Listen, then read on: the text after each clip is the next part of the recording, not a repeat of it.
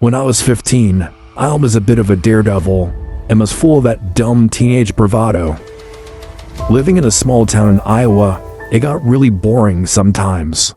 So all it took was a simple dare from one of my friends to spend the night at the local bowling alley, to have me sneaking up one of the drop ceiling tiles in the men's restroom, waiting until the place emptied out, then drop down to explore the empty building, like some kind of urban explorer.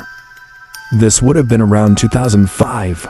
I knew if I went through with it, rumors would begin to circulate around school, and I would be the cool kid for a while. As pathetic as that sounds, that was our version of clout in those days. We picked a Friday night. As I mentioned before, the entry point was the men's restroom. The ceiling tiles above one of the stalls popped loose easily enough. I had scoped it out during open bowling night the week before. I shimmied up with a small flashlight and crawled onto a wooden platform by the AC ducting and waited. The leagues ran late that night, but by 11 p.m., the last stragglers were gone. The lights were dimmed, and the place became as quiet as a tomb.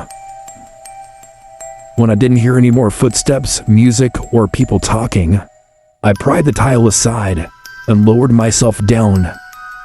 I came out of the restroom to an empty building. It was dead quiet. My heart was beating out of my chest, because I wasn't entirely sure if all the employees had gone home yet, so I cautiously made my way down the lanes. Slowly. After walking down the length of the building and just kind of stood there for about 10 minutes, I figured I was alone. I didn't hear anything. So then I started to get a little cocky and headed toward the back, past the vending machines, through the door marked employees only, which led to the machines behind the lanes. I had always wondered what they looked like. The pen setter room was narrow and hot. I shined my flashlight around and saw a bunch of metal arms and chains. Pretty underwhelming, to be honest. But that's when I saw something. There was a tall shape standing motionless by the emergency exit. At first, I thought it was a mannequin, but then it moved.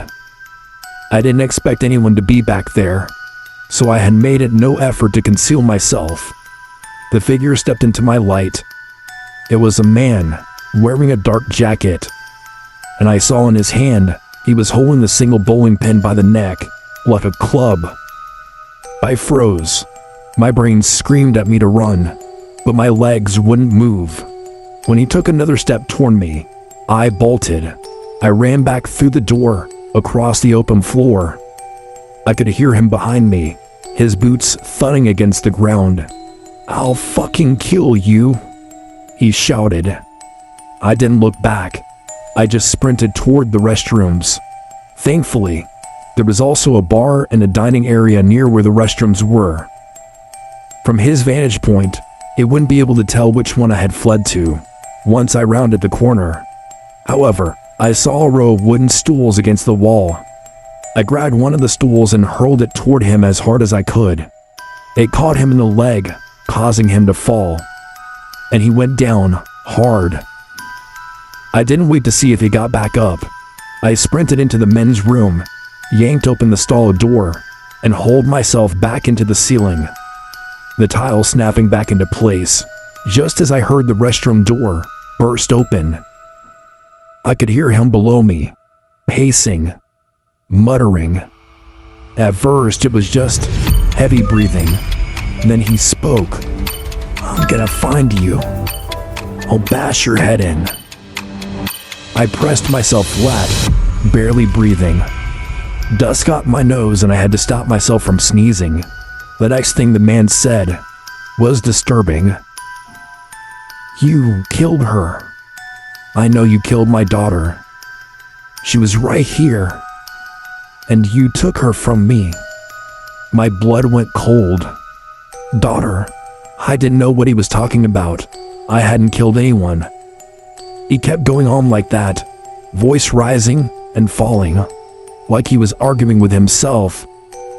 "You'll pay for it. I'm gonna make you pay." He then banged the pen against the stall doors, one by one. Then, silence. The minutes dragged on. After maybe an hour, there was nothing. I had no idea if he was still down there waiting for me. I had a pretty good spot on a wooden platform, but I couldn't move without making noise. Eventually, exhaustion overtook me, and I fell asleep right there. I woke up to voices coming from below. The employees were coming in for the morning leagues. I waited for another hour while sitting until the place was busy. Balls rolling, pins crashing, announcements over the speakers, etc. I carefully slid the tile aside again, making sure the coast was clear before dropping down. I washed my face real quick to hide how wrecked I looked, and slipped out the side exit into the parking lot. No one batted an eye at me.